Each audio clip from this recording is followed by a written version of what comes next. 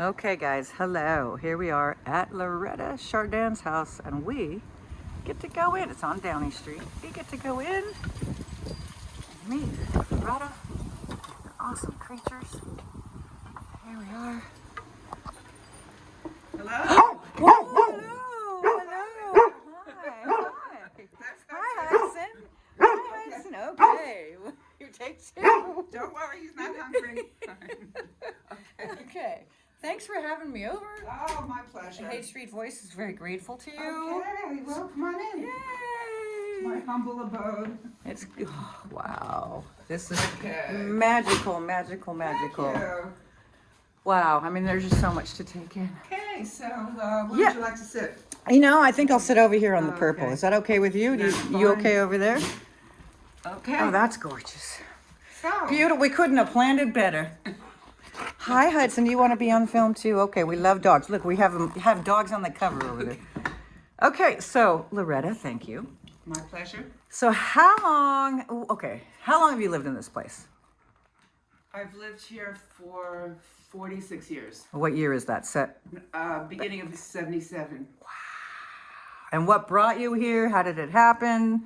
Brought me to the house. Brought you to San Francisco? I think you're from the East Coast. I'm My here. husband was a poet and an artist, and we lived in New York, and he kept talking about San Francisco.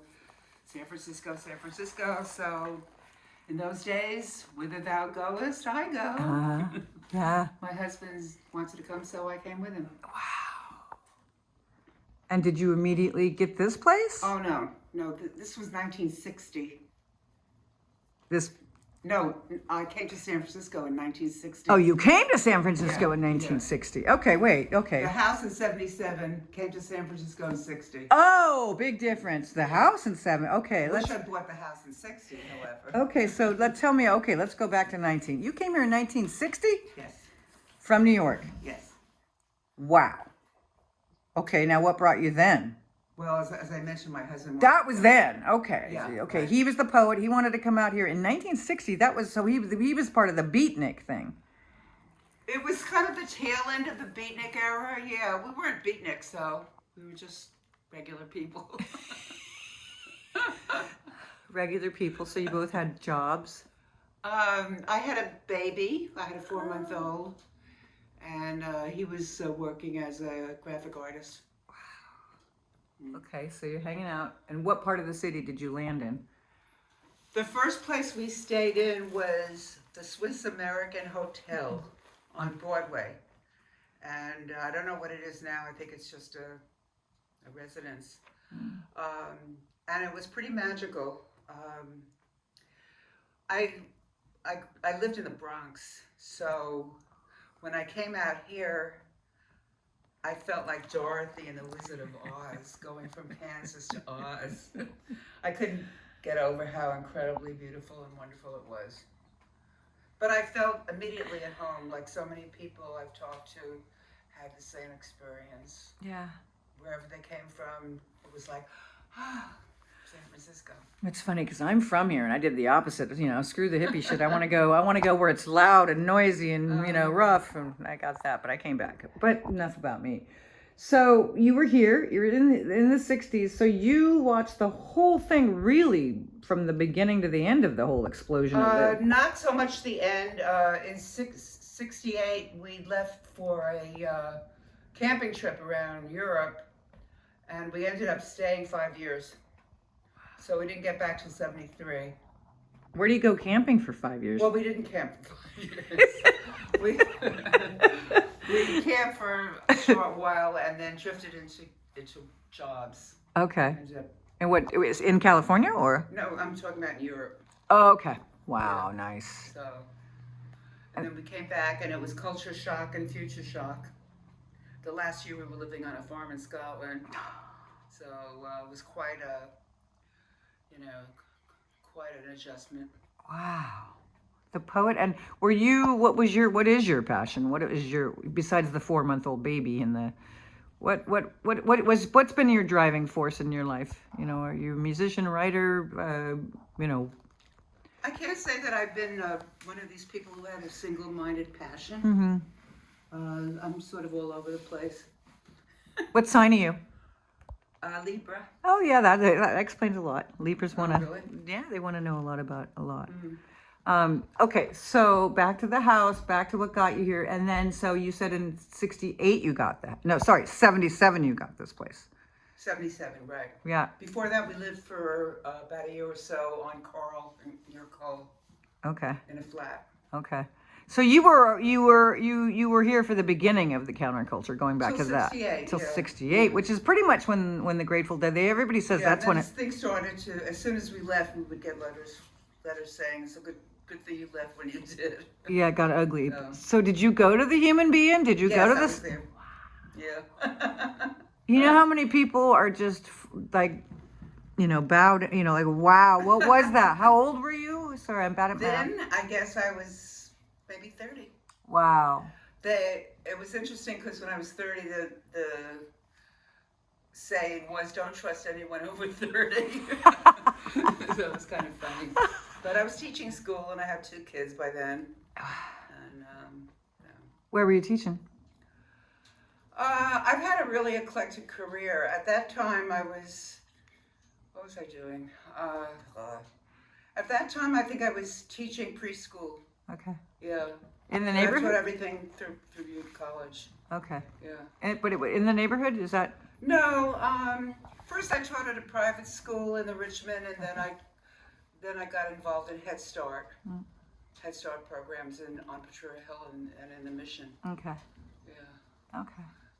Feels funny talking about. No, it's okay. We're gonna move on to the house, but I like think a- it's important to know who Like this. an artifact or something. No. Aren't we all? Oh Lord. And then we're gonna get a tour, ladies and gentlemen, Haight Street Voice followers and friends and family. But man, what's the takeaway from the Summer of Love and the Human Being? I mean that was the real one. Everybody says, which this cover is an homage to. Well, the Summer of Love was just really sort of, a natural outgrowth of San Francisco, I think. It was always a very friendly, wonderful place. So even though there were drugs I mean, yeah, good because of the drugs, all of that, and you had kids, so you felt safe. You never felt like, oh my God. No, yeah. no. I always felt very safe here. Coming from New York especially. True. Yeah, the Bronx. Yeah. But we weren't into drugs or anything like that. But you weren't anti, clearly. No, Yeah. no, not at that time. Yeah. Yeah.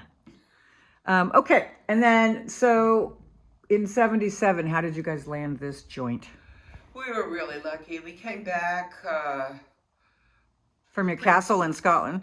well, not a castle. We came back pretty broke. No place to live, no jobs, no nothing. 2 kids, a large Airedale, and 2 cats. We had, first we stayed with, we had friends who were originally from England who owned a house on Ashbury. Okay. One of their sons still owns it. They bought the house in '62. The big 11-room, fantastic house with a detached garage. They bought the house in '68 for $42,000. Anyway, they were kind of old beatniks from England. He played the trumpet. I think he worked for the Examiner also. She was a housewife. They had 2 boys. I met them because one of my sons went to Sunset Nursery School. And that's and her kid was there. Okay. And incidentally, the assistant teacher who then became the director was Joanna McClure, who I'm sure you know. Michael McClure's. Yeah. Yeah. Wife? Yeah. Pardon? His wife? Yeah, she's still around. She's like 92 or something. I'm pretty sure they lived. They lived. I don't want to. She's on Ashbury. Okay. Yeah, they're divorced for many years. Okay, but yeah. Yeah. In fact, he's Pardon? He's in the last magazine. Oh, really? Yeah, a picture of him anyway. Go ahead. Anyway, she's a pretty incredible woman. So, Yeah. incidentally, my son, many years later, taught at that school. Wow. It's kind of, and she was still there. Wow. It's kind of funny. So anyway, these friends drifted into real estate in the '60s and became very, wealthy, owned a lot of property. And after a few years. We wanted to buy a house. We could afford to pay a mortgage. Everything was pretty low then, Yeah. but we didn't have a couple of $1,000s for a down payment. So it took a few years, and then they found us this house. So we were very lucky to get in here. On that note, why don't you give us a tour, Loretta? Are you cool with that? Oh, sure. Are you open to that? Rich said you would be open to that. Absolutely. Yay! Okay, so All this right. is the front room. Okay. This is my dog. That's Hudson, y'all. Okay, watch where you Yeah. step. It's sort of a. All right. Here we go, guys. Okay, this is I guess you'd call it the dining room, but it's just another room. Oh, gorgeous. And Oh my gosh. that's my bedroom. I used to be upstairs, but then my previous dog got old and was falling down the stairs. Do you mind if I just I'm just gonna Sure, do go a little ahead. whoop I'm glad I whoop? made the bed. Okay. We wouldn't care anyway. Oh, I love the artwork. Gorgeous. That's from Mexico. Aw. That's peyote, you know. Yeah. And you're not into drugs though. No, Yeah. no. But you've taken them before. I tried a couple of things, psychedelics, Yeah. many years ago. I should ask you, did you ever go to the Haight Ashbury Free Clinic? No. Because Dr. No, Dave. but I know David. Yeah, he's a dear friend. He's a dear friend. We're Yeah. doing the Haight Ashbury Psychedelic Center. I'm working with him very closely. Oh, okay. He and yeah. Yeah. So anyway, this is Yep. this, Okay. and I don't know if you want to see the bathroom. Ah, sure. Why not? You know, it's woodwork. Okay. Oh my here's God. The bathroom. Oh, come on. Who doesn't want to see a tie dye? That's Yeah. beautiful. Gorgeous. Okay, so Oh my that's the God, that's bathroom. fantastic. And Do you know what year this house was built? 1893. Whew. Ah, This is the kitchen. ceilings. Oh, it's so And refreshing. just an old-fashioned kitchen. Little old-fashioned kitchen. And then I have we put the deck on here. There was no deck when I bought the house. And then I built this patio for my cats because I didn't want them to get a Yeah. Oh, that's so smart. And That's then I have a wonderful. garden downstairs. There's, oh my gosh. So they tried. Do they get down there too, or no? No. Of There's course- too many. It's too dangerous now. I used to hear let the my cats coyotes. roam, yeah, but now the raccoons and the coyotes. Coyotes, yeah. So there's the patio. Gorgeous. Did you call it a catio? Pardon? A catio is I call it a catio. I love it. It's not original. I mean, that's the name of I got this it. kind of I enclosure. know. I like it. I've never heard of it. A So catio. anyway, here's the kitchen again. Yeah. And then you want to go upstairs? If you're open to it, Okay. Loretta, we are very grateful. Oh, So I kind of fell in love with this staircase when I saw the house. of course. It's kind of romantic. Was the that window was there and everything? The light. Oh yeah, everything was here. Gorgeous. Everything's pretty. I resurfaced some of the wood. A lot of the wood was painted over. Wow. So the floors were originally painted green, I think, or maroon. I don't know. We had the floors done, but they've been kind of ruined since I had all the plants and pets. Kitty cats everywhere. I love it. Buddha. So here's one room. Oh, I love the color. Gorgeous. Here's one room.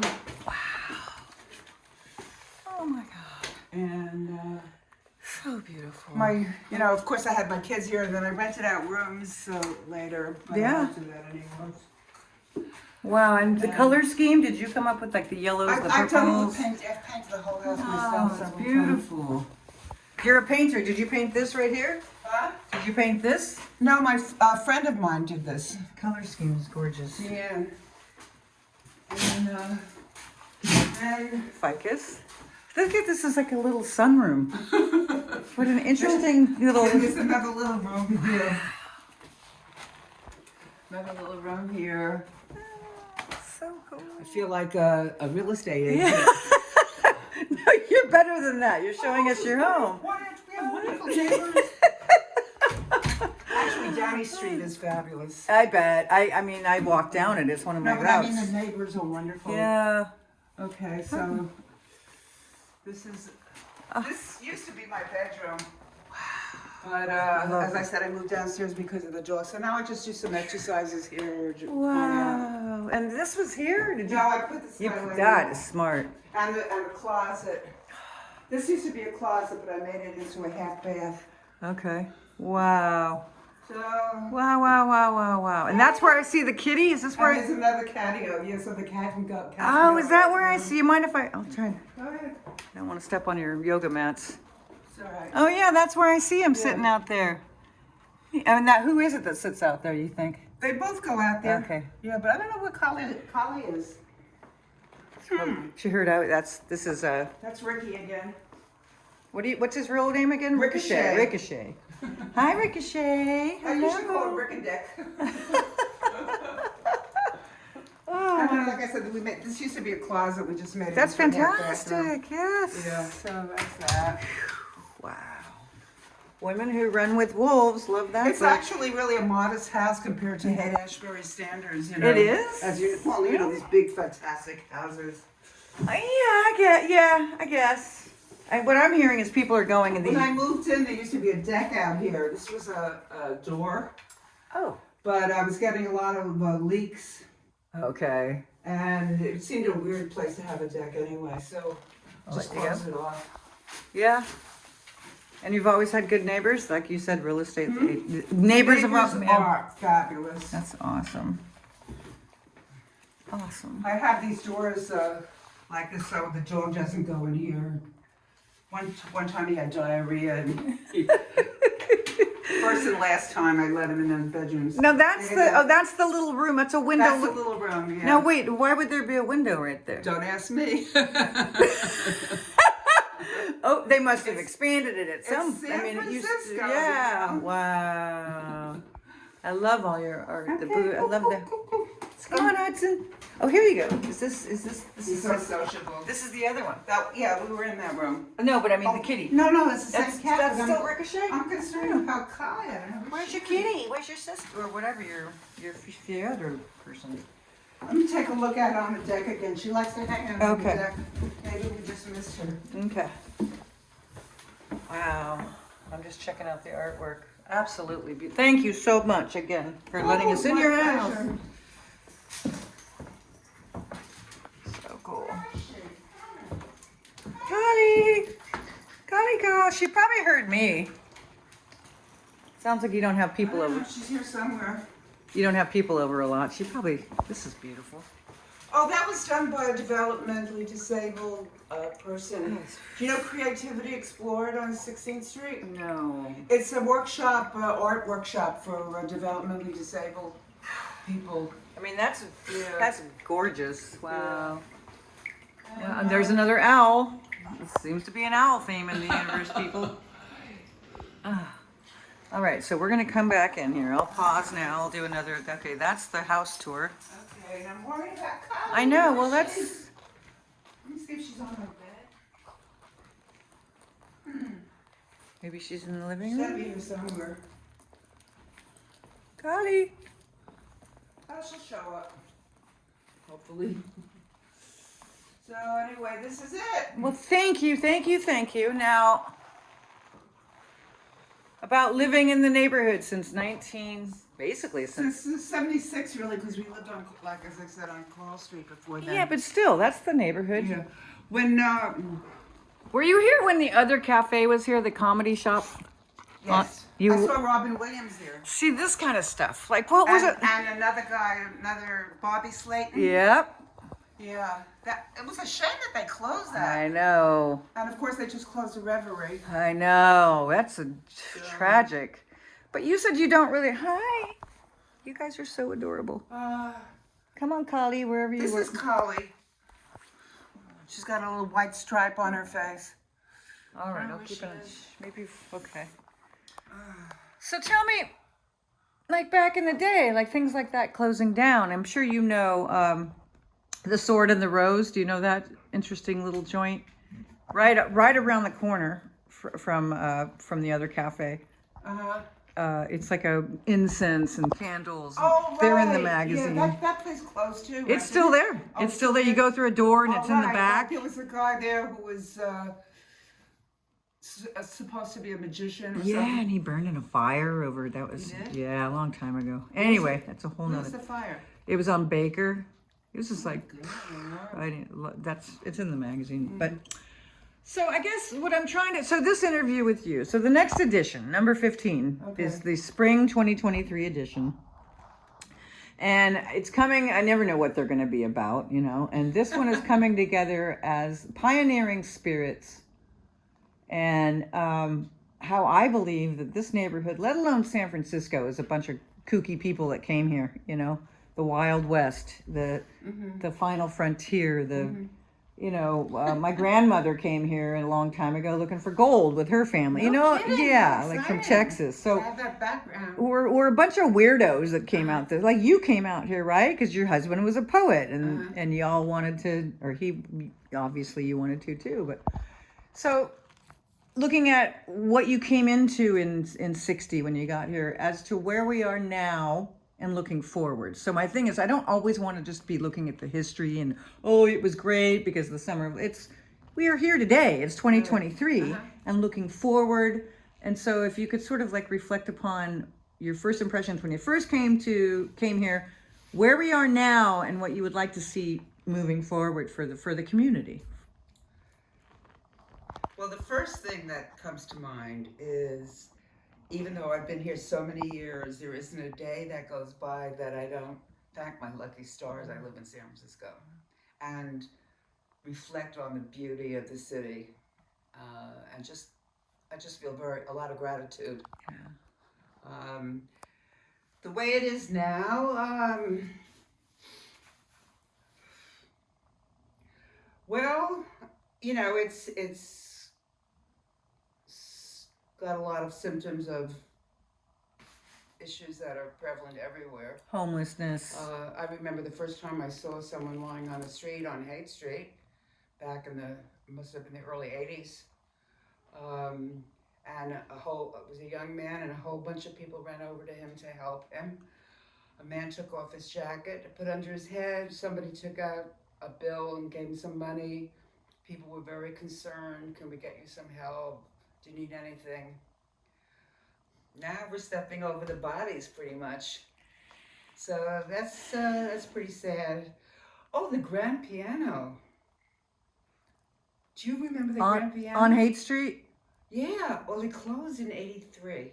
I remember yes, I think right when I moved here, they were just closing down. Because I'm a piano player, and I went to SF State and lived on the corner there in 82, so. That was the living room of the Haight. So people would hang out, somebody would be playing piano. That was before we had an influx of tourists, before the homeless. It was the neighborhood hangout. And between what year? So that was what year to what? Well, I don't know when it started. It originally, I think, it was a much smaller place on the other side of Haight Street, and then it moved into the present location, which is this closed shop now. Yeah. And it was really nice because, first of all, they only played classical music when somebody wasn't playing the piano. And it was a very nice atmosphere. There were communal tables. People would go there and play chess or get a cup of coffee. There was, you could buy food. And in the back actually was a very small full-service restaurant. And it was just, a wonderful place. There was a group called the San Francisco Saxophone Quartet. And that's where I met Rockstar, who taught me how to play the flute. His nickname was Rockstar. The first time I saw them, they were playing in the grand piano, and then they went out onto the sidewalk and were playing on the sidewalk, and then they went out into the street and were playing for the cars in the street. And it was just, it was a very sad day when that place closed. And she sold it. The woman who ran it, her name was Lexi Ahrens. She sold it to Round Table Pizza, and the neighborhood boycotted the place. As I said, again, it was just people in the neighborhood, and it closed within a week. And then I'm not sure what it became after that. Well, that's like the Gap on the corner of Haight and Ashbury had no chance. We protested against it. I was part of the protest. And then they started smashing the windows. Also,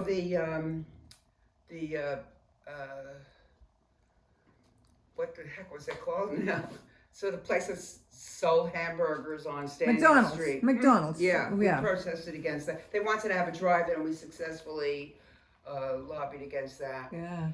But it's a very strong community spirit here, and in fact, all in San Francisco, which I never felt in New York. I think the main difference was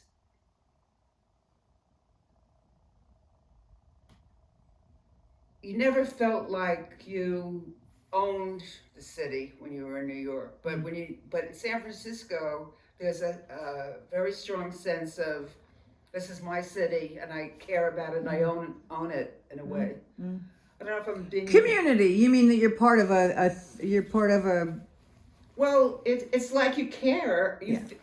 Also, you feel you have more agency here. I mean, people, there are a lot of neighborhood groups, like Hank. Yeah. And people really care about what's happening in the neighborhood, and they feel more in control here, I think. Of course, I'm talking about a New York of many years ago. Yeah. Things may have changed a Right. lot since then. Right. But something else I wanted to say, but I forgot. It's okay. I do it all the time. Yeah, so I mean, what like. would I like to see? Yeah. Yeah.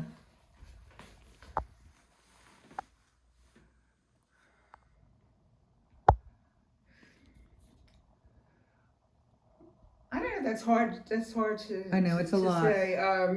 I mean, I'll give you for instance. So I work with the SF Heritage. Oh, you do? They don't pay me money, but I'm under their wing because they love my magazine. I help the community. They have a shop at 1506. The Norm Larson. Did you know Norm Larson that owned the corner of Haight and Ashbury?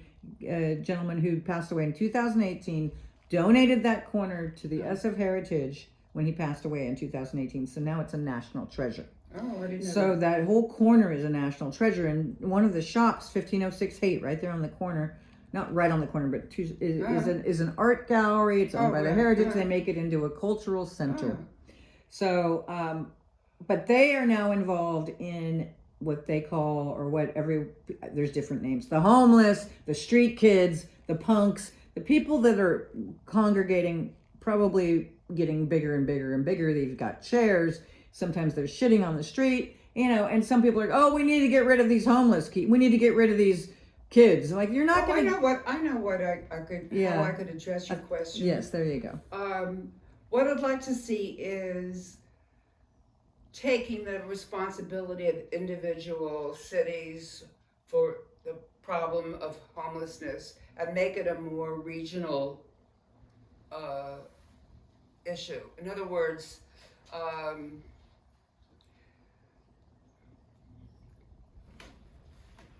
the state should do something holistically rather than individual places.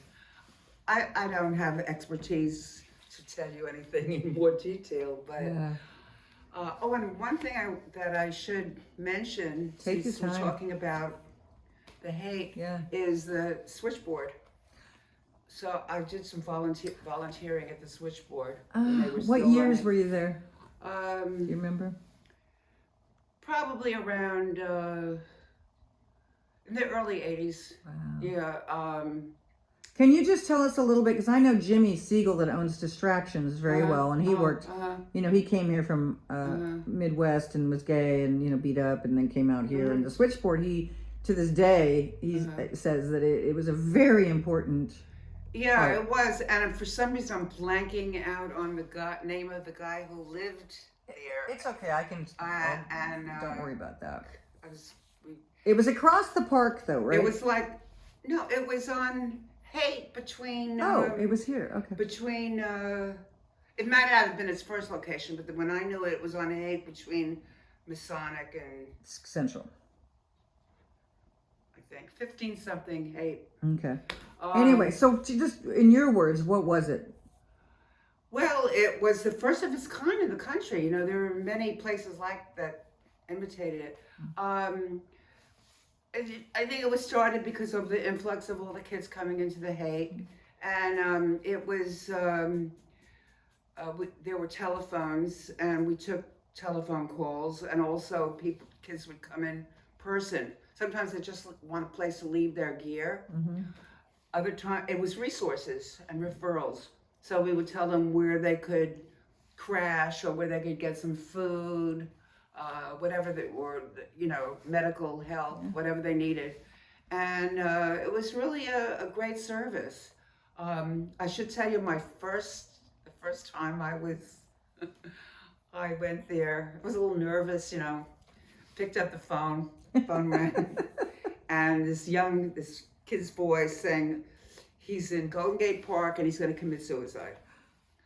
My first phone call. Oh my gosh. So I started, talking to him, and then suddenly the voice changed, and it was, "Hi, Mom, this is Jay." Oh, Jay. My son. If you ever see this, Jay, bad, shame on you. I could have killed him. But anyway,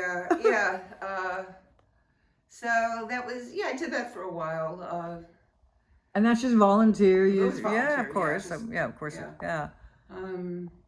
So, and then there were the Diggers. Yes. I And my interviewed. husband gave an old car to the Diggers. Wow. And then I knew a guy who was with the White Panthers, but I forgot his name. He's a chess player.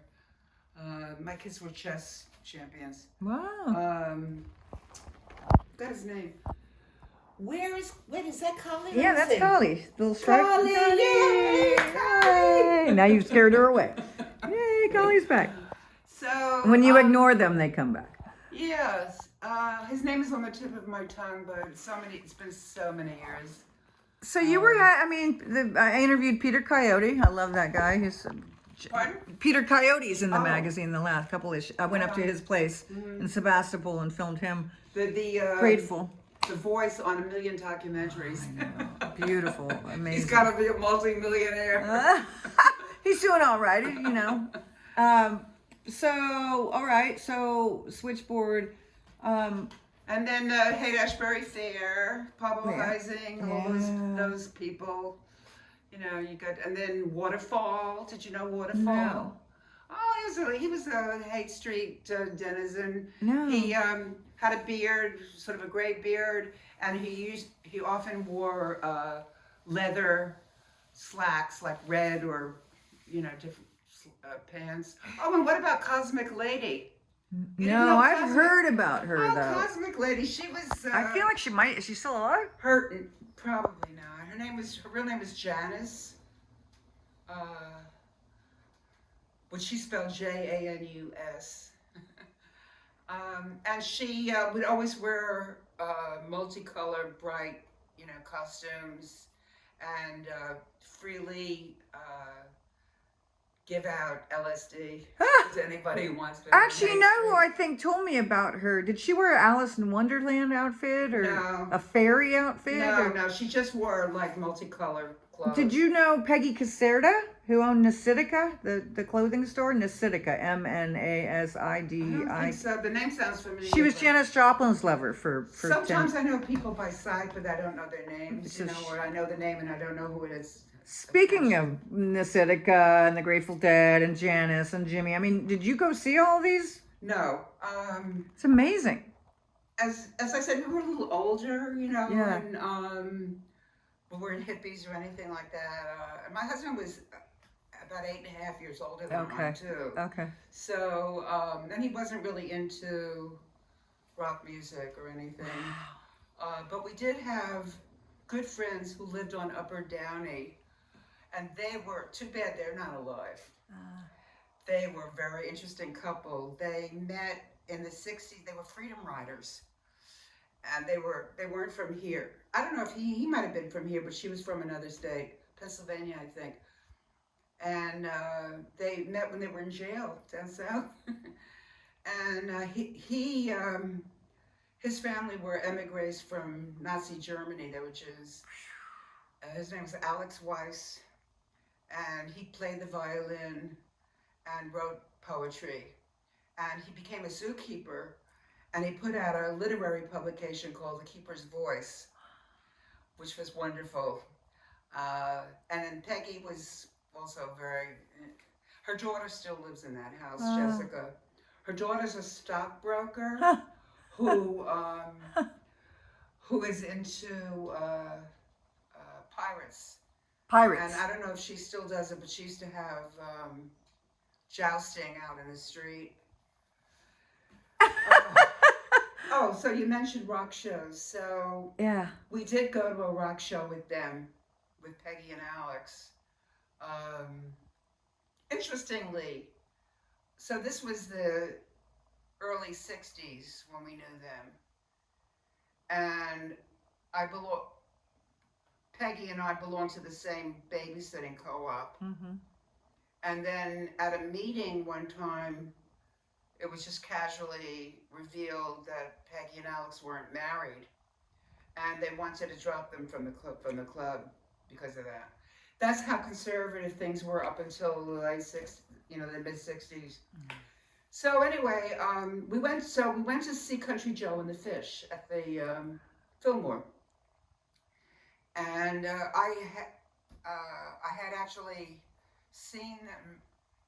I used to go to the folk music club, Faith Petrick on Clayton Street. What was it called? The folk music club. I know. What was it called though? The San Francisco Folk Music Club. Okay. Her name was Faith Petrick. Okay, good. And her daughter still lives in the house, Carol. Okay. And you should interview Carol. Okay. Because her mother was incredible. Okay. But anyway, so they had a weekend camping out in the country that we went to, and that's where I saw Country Joe and the Fish. And they were folk musicians before they got into more kind of rock and roll. Yeah. So anyway, I went to see them at the Fillmore, and of course they were wonderful. And then the secondary act came on. It was a comic, and we had never heard of him before. But when he was performing and afterwards, we were like this. You know who it was? Lenny Bruce. Oh my God. Lenny Bruce, unbelievable. And by that time, my husband was working as an artist. He had a studio in a print shop on Howard Street, Orbit Graphic Arts. And they became Celestial Arts. And they were the ones who printed many of the rock and roll posters, famous posters, which my husband would bring home. And I'd throw them in a corner, whatever. Oh my We God. eventually threw them out. famous rock posters. But so anyway, we saw that rock show with Peggy and Alex, and then we went to see then they had the Topless phenomenon on Broadway. Yeah. Oh, you mean Carol Doda's? Carol Doda, and Yeah. there was the Topless Mother of Six. Yeah. There was a creation on the street with a simulated bird cage, and there was a topless dancer way up high dancing in the bird cage. Probably on Grant Street, maybe. I don't know.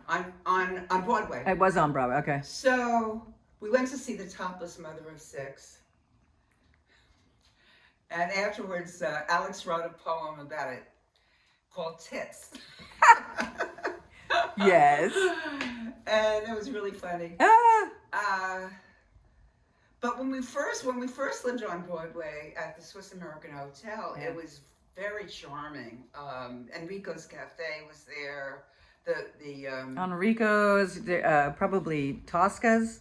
Hmm? Tosca's. Was Tosca's there? Yeah, but I think Tosca isn't on Haight. It's on Columbus. It's on Columbus. And then also Mike's Pool Hall across the street, which was famous for its minestrone soup. Nah. And then, of course, Vesuvio's. Yeah. And I remember I was just 23 and I got carded and I was insulted. And there was another famous bar that my friend Michael Specs, the Adler Cafe. It was on a little side street. Yeah, I know. So I remember. Yeah, I remember. And then Savoy Tivoli's was on Grant. Right. And then, but no, there was a bar that Michael Stepanian, the lawyer. Do you know that name, Michael Stepanian? Anyway, he was a bartender at one of the places on Broadway, and I'm going to forget the name. Famous club, jazz club, I think it was. Anyway. But I still remember my first days in San Francisco. People were so friendly and smiling. People you didn't know said good morning. You'd go to a little Italian restaurant that put a bottle of wine on the table. Charming. Yeah. Provincial, probably compared to Bronx. But in a wonderful way. Yeah. So did you ever go see the poetry? I mean, you were here. I mean, the poets, the beats. Well, You ever see Kerouac in the or? 80s, I became early 80s, I guess, middle 80s. I became friendly with Kathy Goss, a poet who lived in North Beach, and through her, I met Jack Hirschman and Jack Micheline, and other well-known poets, and Lawrence Ferlinghetti, of course. There's a funny story about Lawrence Ferlinghetti. Well, I think it's funny. Yeah. We still have time. We're just rolling. I'll do whatever. We're just rolling. Well, shortly after storytelling. Shortly after we were married, my husband and I decided to take a trip to Mexico from New York. But on the way, it was really a little bit out of our way. He had a friend who had moved to Dallas, Texas.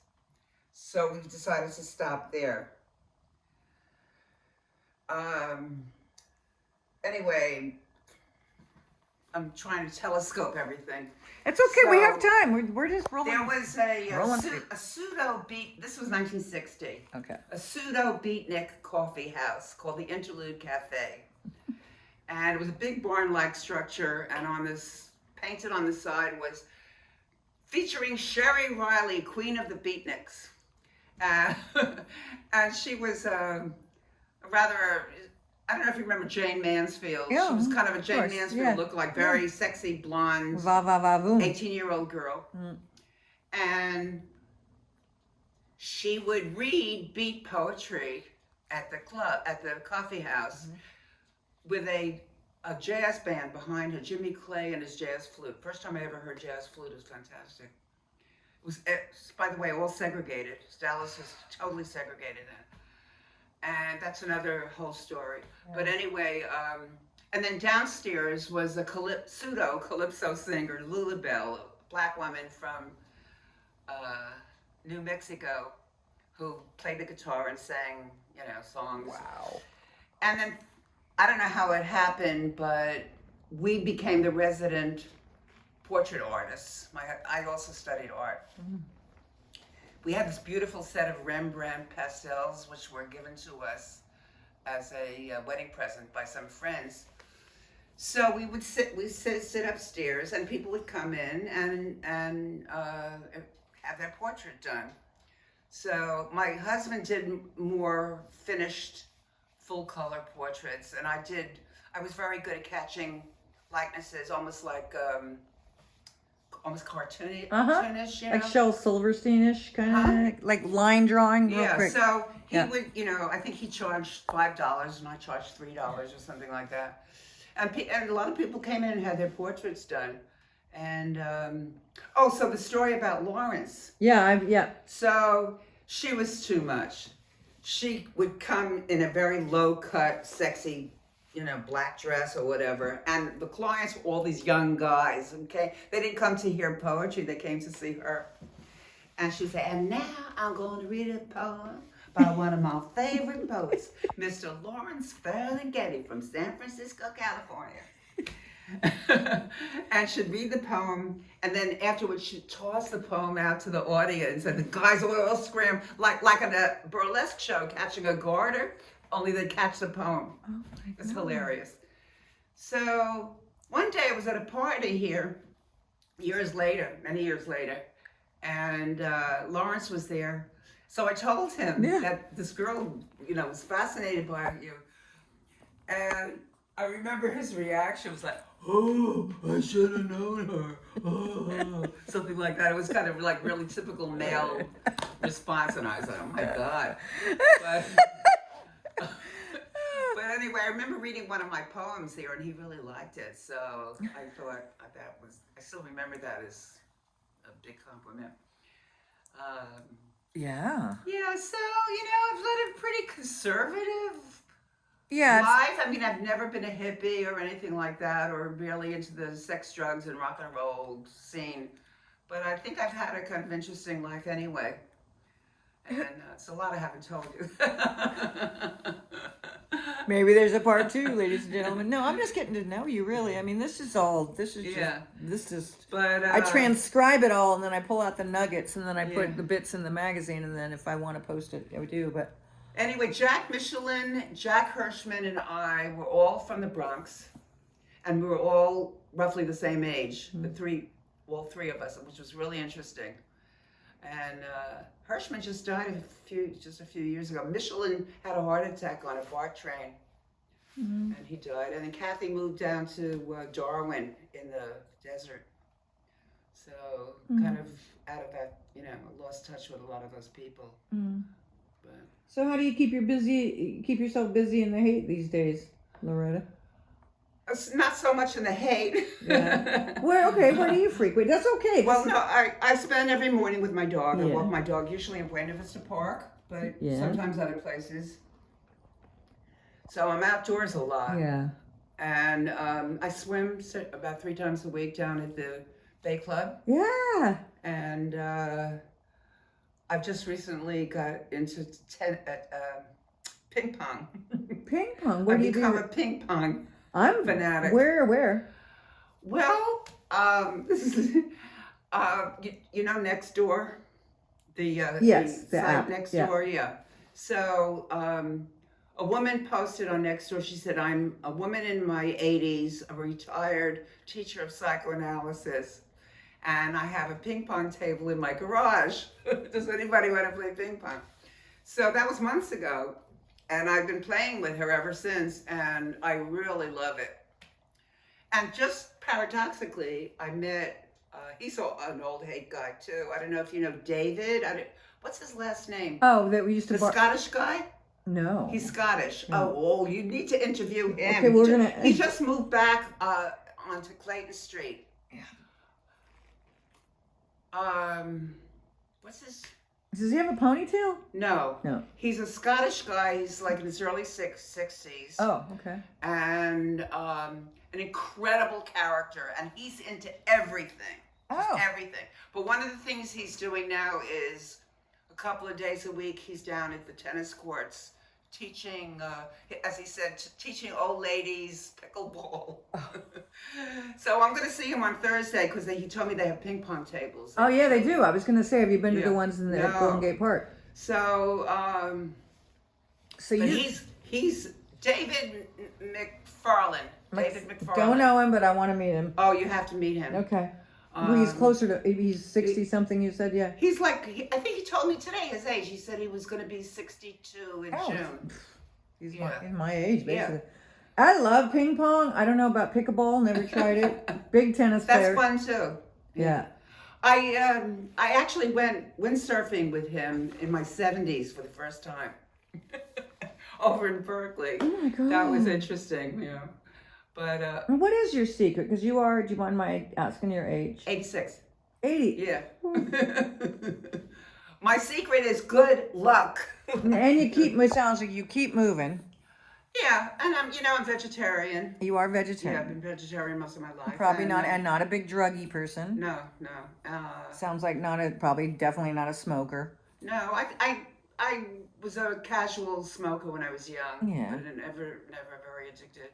And wine here and there, or no? Yeah. I have a couple glasses a week or something. And were you always a vegetarian, or that? Pretty much as an adult, yeah. Yeah, which is pretty rare. I tried it when I was a kid, and then I was mocked, and nobody was a vegetarian. Yeah. And so it was, Interesting. I read, well, a part of it was my own sensitivity. I used to do all the shopping for my mother, and there was this fish market, and I remember they had fish tank, and they would take the fish and throw the fish out on the ice, and I would see the fish suffocating and gasping for air, and so, and I always had a dog too, so I cared a lot about animals. And then when I was very young, I read a book called Reverence for Life by Albert Schweitzer, who was a world famous organist and also a doctor, and he went to Africa to minister to the people there, and he wrote this autobiography, and in it, it definitely inspired me also. And I'm a big animal rights activist now. I support You can pitch them all here. PETA, and I don't know if you know, there's signs out, Right to Rescue. There's an organization called Direct Action Everywhere, DXE. Okay. And the local one is based in Berkeley, and I support them. They rescue animals from factory farms and slaughterhouses and places like that. And yeah, so I think also more recently, I mean, well, it's not recent, it's many years ago, I read a book called Animal Liberation by Peter Singer.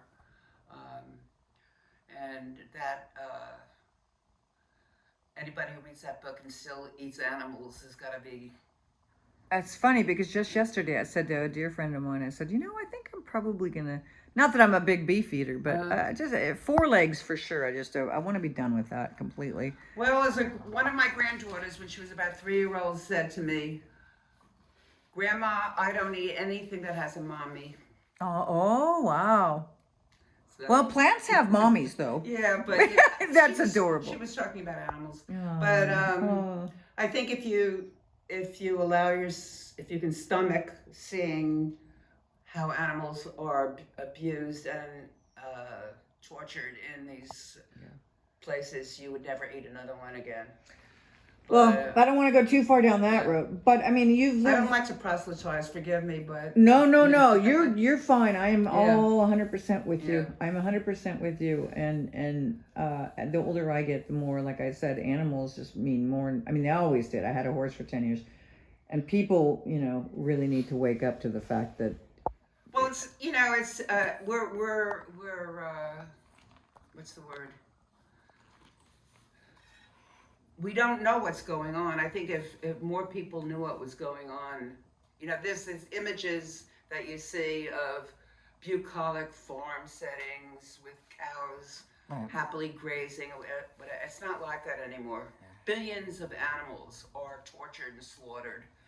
And you take pigs, for example. Pigs are more intelligent than dogs. And they're very friendly. They if you keep one as a pet, it wags its tail and is happy to see you. And the way that they are killed is just so brutal and horrendous. So, and I find human nature to be very strange, because if there's a story about a dog or a cat being neglected or abused, everybody's up in arms. But what about all these billions of other animals that have feelings also, that are, if they have families, and so. Yeah. But I understand it. I mean, it's we're evolving towards that. The other reason to be a vegetarian, and here I go proselytizing again, but the other reason is climate change. Yeah. We're destroying millions of acres of rainforest for grazing land. The other reason is feeding people. We have a small, rich percentage of the world that are eating these animals, while so much of the world is going hungry. Yes. When if we use that land for growing food, they would have enough to eat. Yeah. So. Okay, whatever. You've spoken for the animals, and God bless you for that. I am on your team. I vote yes. On that note, though, I will say, having been through everything you said, you lived through the era when hashtag me too. Oh my God, and I'm you grew up in the time when you were the wife, and you were the one that took care of the kids while the husband went to work, and then I always worked too, though. Right. Yeah. See. But then you saw the 60s happen. Then women's lib and that whole art. What happened to the women's movement? I don't know. Good reaction. What happened to the women's? Well, it became hashtag Me Too and whiny, in my opinion. I'll have to edit that out. Well, just the other day, I mean, you see this all the time, but this one was particularly shocking to me. This young teenage girl walking down the street in her underwear with a garter belt, and if I had a daughter like that, I'd shoot. Yeah, I know. But I know. I don't. It's just horrible. I mean, But there are a lot of young, incredibly, on the other end of the spectrum, which is what I wanted to get to. Is what would you like to two-part question? What would you like to say to the Haight Ashbury community? Because this is hyper local with a global okay, perspective. I got So, you. what you want to say to the community? Think globally, act locally. Yes. It was the same from Yes. the 60s. Yeah. Yes, which is what Yeah. I'm trying to do with the magazine as well. Like, what would you like to say, having been through everything you've been through and seeing everything you've seen in the arc of your story, to these young kids that are coming into the art gallery and they're getting off their phones? This is what I'm seeing when I'm working down there. Young people want to be around art again. Young people are curious about the history of the Haight. Young people want to take care of the planet. So anyway, that's my little proselytizing. But what would you like to say, not only the kids out there, but the community itself in general? Well, I'm very community oriented. I worked 10 years as a community organizer for the SAFE program. The way, how do you SAFE? Okay. You know, they do neighborhood watches Okay. and personal safety. And I strongly believe in community and people getting to know one another. And when you know one another, you care about one another. I did a lot of neighborhood organizing. Coal Valley, I was responsible for the name Coal Valley because one of my groups was on Coal Street and they called themselves the Coal Valley Neighborhood Watch Group or something, and it kind of stuck. But there was also a group of the North of Panhandle Association that got organized because of crimes and misbehavior of a lot of youth in the neighborhood. And we helped them embrace these kids and instead, and you know, they helped them with a lot of things, finding jobs, with their schoolwork, whatever. And it was very, very successful, and they became a very big organization. So I think, you know, we have to be our brother's keeper. We have to take response. I don't think it's so much saying anything to kids, because what you say to kids doesn't mean very much. Kids look at what you do, not what you say. And but I think it's a responsibility of the adults to create a healthy community for the kids. Yeah. And you said you don't really walk around the Haight as much. Is it just because none of it, because you're... Well, my dog doesn't like Haight Street. Okay, good, because a lot of dogs down there. Yeah. I mean, I'll go to Haight Street. I'll go to Yeah. Gus's. I'll Yeah. go to Whole Foods, Yeah. or, you know, whatever. Yeah, Or some of the shops. yeah. I love of Ganesha. I love new... She gave my one of my sons died. Oh. And when he was sick, she gave him this rocking chair. Aww. She became a very good friend of mine. You Newt. should interview her. I love Newt. She doesn't want to be interviewed. Oh. I know her daughter, Pi, though. Pi, Pi is yeah, amazing. yeah. I love Pi. Well, Pi that's how- works at the Psychedelic SF Gallery now. Did you know that? The new little gallery. I'm sorry? The gallery over Psychedelic SF Gallery. It's on Masonic and Haight. What about Right on the corner. And Pi works there Oh, she sometimes. does? Yeah. She's up and say, Yeah. Well, that's how I met Newt. She had a little shop on the other side of Haight Street down towards Stanyan when I met her. And I went in, I had a 3-year-old granddaughter, and I went in there to buy something for my granddaughter. And she had a 3-year-old girl too, Pi. Yeah. So she showed me Pi's picture. And I said, oh, I still remember this.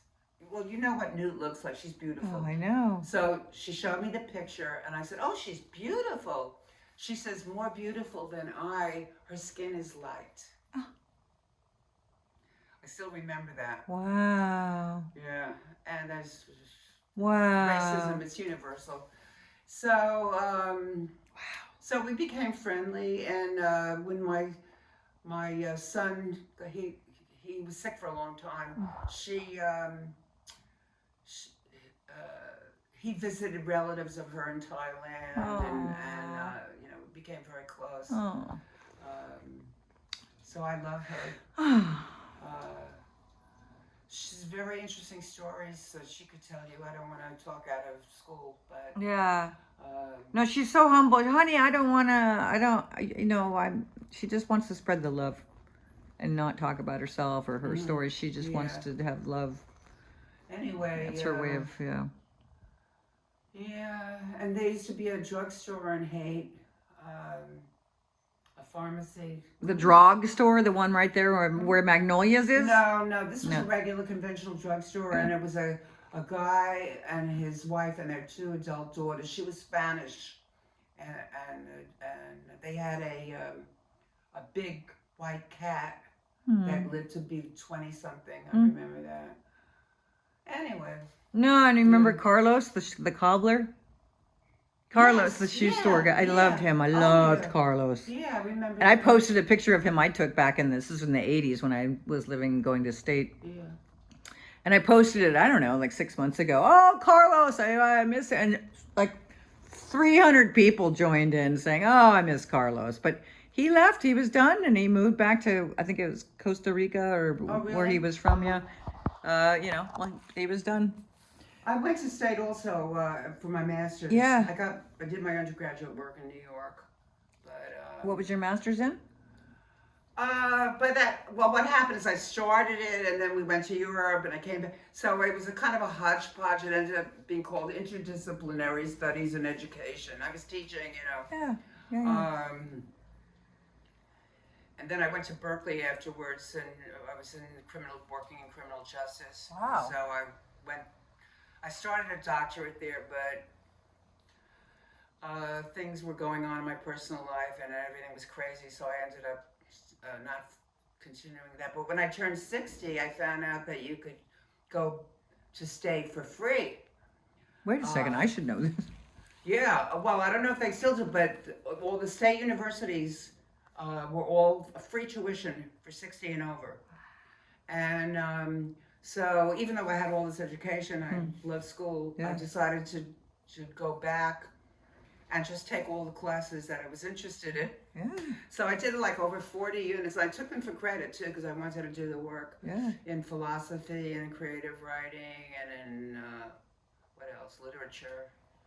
So that was really interesting. And you told me when I first got here that you worked at a newspaper or something? Or There was a newspaper that was short-lived. It was called The Independent. Here in the neighborhood? No, it was a citywide newspaper. Okay. And what years? I wrote a column called On the Safe Side because I was working for Safe then. And it was all about, I did columns on homelessness, which was just starting to be rampant. This is in the 80s? In the 80s? Elder abuse. It was in the, I guess, the late 80s. Elder abuse, incest, that was one of my best columns. Prisons. I don't know, number. But I did that for a while, and then I decided to go on a trek in Nepal. Wow. But when I came back, I didn't feel like doing it anymore. Well, the thing is, not to bring it back to me, but my magazine, I there's so many things I could write about, like, homeless. It's not that I'm turning a blind eye. I just don't, that's not what I'm going to put. I'm trying to put in more of the creativity, the history, where we're going, the young, the old, the animals, dogs on the cover. Well, the culture of the neighborhood, not the crappy shit. The problem is there is no such thing as the culture of the neighborhood anymore because of media, social media and stuff. I mean, you see these kids coming into the Haight, they're on their phones. Yeah. So different than it was when I hate to sound like an old fogey, when I was growing up or even through a lot of my adulthood, where you could have this bubble around you in a way. Yeah. But now, that's been totally broken down. And well, that's like I told you, the gallery, the 1506 that's the cultural center art gallery. Like I said, lots of younger kids are coming in, wanting to look at the art by Stanley Mouse, the poster artist. We had an exhibit with him. The Haight Street Art Center. Have you been down there yet? It's at Haight and Laguna. No. They have Herbie Green, you know, the photographer that did all the Grateful Dead, and Janis Joplin. They're having a big show about him.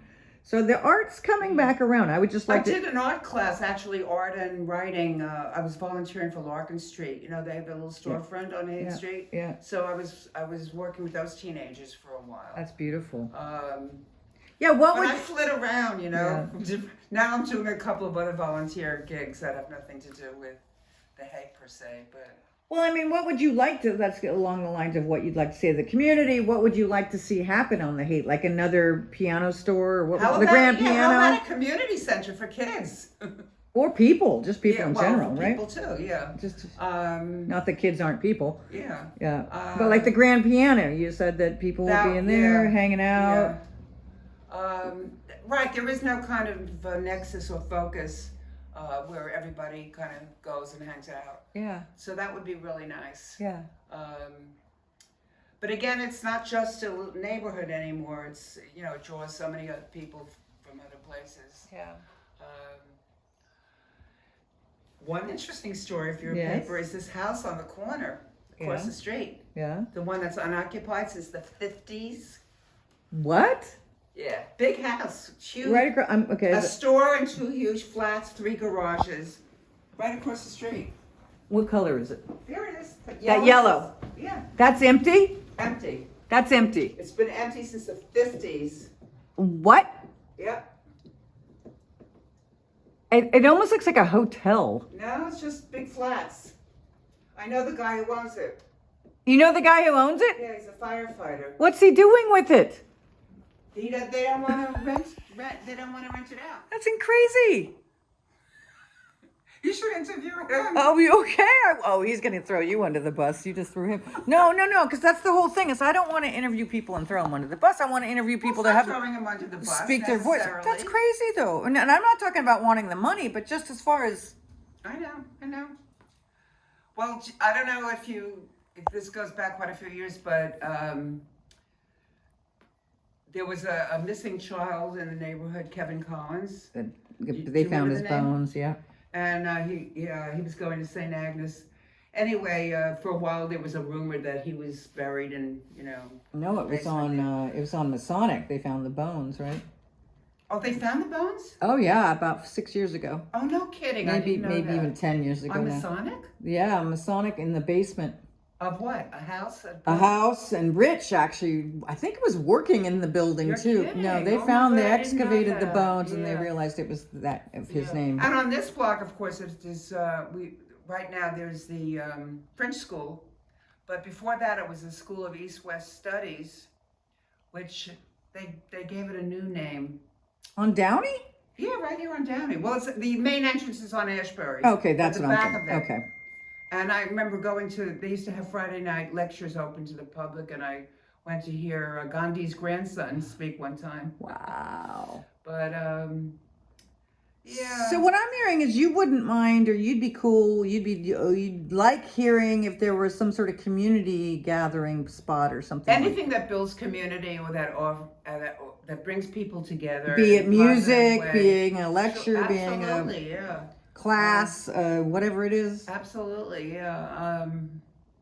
We have a really strong sense of community on Downey Street. We have block parties. I always have a big party on my birthday. I could show you some photographs. All right. We had one out in the street last September. Okay, September. And with a piñata and champagne and, Yeah. you know, and I've met some new neighbors that have become really close friends of mine. But you have to work at it. And what I found when I started working at SAFE was there were a lot of concerns about crime. I worked for them from 83 to 93. And when I started, there was a lot of concerns about crime. It got better. But people didn't know how to deal with it. And they thought in terms of police, guns, locks, all having their place, of course. But my philosophy was building community. And what I found was a lot of people didn't know their neighbors. And sometimes they were afraid of their neighbors, you know, because we have a very diverse city. Yeah. But we would hold meetings in people's homes, and miracles happened. Wow. I mean, people started knowing one another, caring about each other. I could tell you so many wonderful stories. How my first contact them was, let's get guns in and kill those people, to forming. There was one neighborhood I remember where an older person got mugged, and it was a neighborhood with a lot of old-time residents who had their own homes, and then younger, mostly gay men residents moving in. So the gay men formed a group to escort the older people to doctor's appointments or shopping or whatever. And then the older people, because they now knew the younger gay people, would watch over their homes, you know. This kind of, and it was just happened very naturally. And the point I was going to try to make was, people loved it. People really want to be friendly. They want to connect with other people. They just don't know how to. So anyway, I didn't mean to I got on another No, but I'm just thinking, God, you really, would you want to be part of the thing when the Heritage holds these meetings? Not all the time, but they had one where they're saying we need to get rid of these kids on the corner of the Haight Ashbury, and the people that live there, and they are loud and they are letting their dogs shit. Do the kids have any places to go? That's the thing. But then starting the conversation. So what they did is they had a meeting, and I'll edit this out. They had a meeting where all the people that lived in the neighborhood came in complaining, and I said, somebody said, why isn't one of the street people up here having a voice? Yep. Instead of all of us up here talking about them down there. That's horrible. Yeah. That was the big discrepancy. Yeah. But I mean, if so did they do that? The ball has gotten dropped, but they really are trying to bridge the gap between the merchants, the residents, and the homeless. What's happening with the place on Stanton, the McDonald's place? Apparently, it's going to be a low-income 3-story housing. There's a movement now to have the DMV site, because they're closing that. Are they closing? Hi, sweetie. Yeah, the DMV is closing there because of structural problems. So I think I just saw it on Nextdoor. There's a petition going around to make that low-income housing. Oh. Instead. Oh, instead of there. No, not instead of there, but additionally. Again, it's that NIMBY, the not in my backyard. It's like, we need a place to shelter the homeless, and I don't want it next to my house, All right, here's one last story, then I'll let you go. Yeah, I'll let you go. This is great. For 5 years, I was in the sheriff's department here. And my last gig, if you will, was I ran the women's jail out at San Bruno. Wow. And at that time, Walden House was trying to get the site on Buena Vista, which was a home for young ladies run by the Catholic Church. In other words, unwed mothers. Horrible. But anyway. What year is this, though? This is frame of reference. This is approximately, let's see, I left the sheriff's department in the 80s, so it had to be somewhere towards the end of the 70s. Okay. So they had a community meeting, a meeting open to the community, which was very wise. And a lot of people were very upset about the idea of bringing all these drug addicts and vagrants, whatever. Mostly it was substance abuse. And Harvey Milk was there. He was our supervisor. He was wonderful. He used to walk the streets all the time. Hi, Harvey, talk to people. When you called his office, he picked up the phone. It wasn't like now, Who's our supervisor now? I thought it was Dean Preston, and then somebody said he's no longer the supervisor for Coal Valley. Oh, he is. I hung out with him about a week ago. Anyway. What's your opinion of him? Well, we're on camera. Okay. He's a politician. That's all I'll say. I'm not lying. He's Harvey Milk and then Tom Amiata. I mean, they were just one of a kind. So I went to that meeting, and I was running the jail at the time. And I remember I got up and I spoke, and I said, I can tell you from my experience, you'd much rather have people who have these issues in a program where they're being helped than wandering the streets, which common sense. Yeah. So the same thing with the kids, as you were speaking just before. They're hanging out on the corners, bothering people, And why are they there? Because they have nothing better to do. Yes, some of them are, I mean, there's always a bad seed, some of them are actually, I don't really want to go down the road, but some of them have been seen shitting on the sidewalk, and then the people that live there roll over the shit, go into their car park. But the thing is, nobody is a kid who says to himself, I want to be a teenager who shits on the street and is antisocial. So nobody wants to be that. Given alternatives. Right. Now there is that other part of the story. There's a woman down there named Misha, and I'm sure you've seen Misha. She's got short hair. She's always wandering around. Oh, the one, yeah, she's very disturbed. Very disturbed, although she can be stone cold sober and speak to you directly. Hi, Linda. No kidding. But wow. She's been rehabbed several times. She vandalized in front of my house once, but she vandalized a Mall's, a Mall's market there that's closed right now. Closed too. For now, they're doing a GoFundMe. She got robbed. Did the guy ever get out of prison? Remember one of the guys shot somebody? Did you know about that? Oh yeah, of course. That was well. That's. Oh, another story. Okay. There's some bad blood there. That was a personal thing. That was a gang. I just was wondering. I thought he went to. Yeah, I think I don't know. I don't want to speak because I'm not sure. All right. But anyways, back to people like Misha and the homeless that we're talking about are the problem. Right. It's obviously systemic. She has been rehabbed. She wanted to go. People have gotten her into rehab, off the drugs. She comes straight back here. Well, there were always the extreme examples of people who are very disturbed or whatever. Or they want to know. The point is, they want to live this life. There are some that want to live this life. They've gotten so far into something that they can't get out. Right. Yeah. I know there were people like that, but the majority of human beings, don't really can be helped in some way or another if they're given something realistically, realistic and good. Do you know the story about a lot of them that have been sent down to the Tenderloin because they have housing in the Tenderloin, and then they're down in the Tenderloin. In the Tenderloin, I'm terrified of the Tenderloin. There's drugs everywhere, and you're sending homeless kids to the Tenderloin for housing. Now that's a problem too. We could go on and on about this.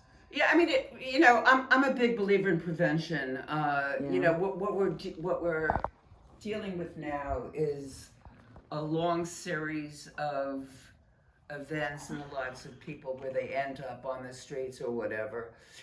What we have is and I don't get into politics, but our rampant capitalistic society,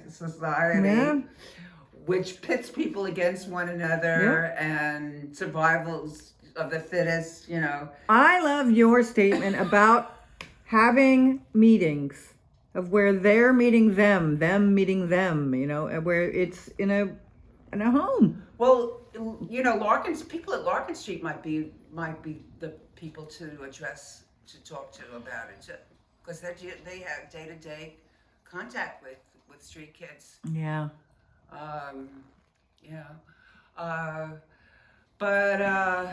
So it's prevention. I mean, we don't have a very nurturing society. If you compare it to most European countries, for example, I mean, people fall through the cracks here that they won't in other countries. I met a man from Denmark they had Airbnb a couple of doors down, and we got into conversation, and it was just when the homeless thing was starting to get really bad, and he was shocked seeing the people lying on the street. And I remember him saying, the difference between your country and mine, I love America, don't get me wrong. He says, but in our country, we think we, and in your country, you think I. Mm. And that's the thing, is if you try to do something to help people, right away you have a lot of people say, oh, communism, socialism, whatever, that's socialism. So, and ironically, of course, it's usually the people who are hurt the most by our system that are against any positive change, because they're so brainwashed. So, I mean, I learned a lot when I worked in the jails. I Yeah. It was a huge education for me. Yeah. You know, I really learned a lot about why we have jails, who's in jails, why they keep coming back, and what, you know, how prisons started in this country. Huh. In the late 18th century, I think 1797, the Quakers were appalled by the way offenders were treated. You know, the stocks, whippings, you know, all kinds of. Mm-hmm. So they had this idealistic idea about a penitentiary. When you think of penitence, you think of, you know, monasteries and cells, people having a quiet place, alone time to reflect. So they had this idea, this would be a huge improvement for offenders. Mm-hmm. Well, fast forward, who do you think are the biggest opponents of prisons? Not of prison, they don't want prison reform, they want abolition of prisons, the Quakers. Wow. Because they've seen the monster that they unwittingly helped create. And wow. You know, so we have this idea that if something doesn't work, just do more.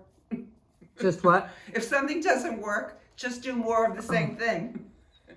And that's the story of. So you're saying penitentiary is like penance? Like that was the original idea. Go sit by yourself, like a timeout. Right. You need to go over there. Right. Pay your penance. I've been in a prison. Believe me, the Quakers. It's no wonder the Quakers want to abolish them. They're horrible places. That, you know, you take somebody who's, for whatever reasoning, is not a good contributing member to society, and then you separate him from his family, his career, often his voting rights, put him into abnormal, destructive environment, and then after a while you say, okay, he's rehabilitated, put him out into society. Yeah, I know, it's out of control. It's crazy. Yeah, it's insane. It's out of control. But let's leave on a good note, Loretta. I do have to go to my physical. I have to go to physical therapy because look, my thumb. I was wondering if I have enough to talk to you about. No, it's great. No, this is fantastic because it's for real. I mean, you know. I mean, I know a lot of the kids on the corner. I call them kids. Some of them are my age. You know, and they need to respect. We all just need to respect each other first and foremost. If the store owner if says, you haven't been given respect for so much of your life, it's very hard to respect anybody else. Don't give a shit. It really is. I mean, I really understand where they're coming from. Yeah. It's a free world. You know, I could put my art right there because, well, I won't. Anyway, yeah. Final words. Not final, but you know, for this session. Sure. Final, you know. Hopefully this is enough. No, it's not the last one. In fact, I'm thinking it would be really great to have a monthly show or something, you know. You were saying about the kids. Yeah, I'm just saying, you know, just if you had a loudspeaker and you could say to the shop owners, the people that live there, and the street people right now, what would you say to them all? I would say I sympathize, you know, with you. We're living, you know, we've got a bad situation here.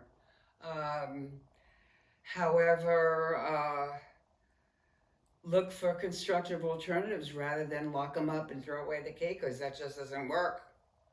And maybe we'll start having some sort of community meeting somewhere. And maybe I'll start organizing. I don't know. Maybe. But I mean, you know, get together, start talking to one another. Do you think a lot of these stores that are closing? I mean, there's space there that you could use for activities for kids. Yeah. All right. So you know, I mean, you're bringing up something that I haven't really thought about at all. But I mean, do you think that peace and you having lived through the whole peace and love era, do you think peace and love is still possible in this community? Oh, if I didn't, I would jump off the bridge. I mean, it's possible worldwide. I mean, that's the only solution is to love one another. Without that, what have you got? That's the ending right there for this session, y'all. We love you, Loretta. Thank you. And Hudson. Thank you, Hudson, for being awesome. Everybody. Okay. Thank you so much. Well, you really got me started. No, it's good. These are important things. Thank you so much for showing us your house. Bye, Hudson. So am I going to see this or? Yeah, or all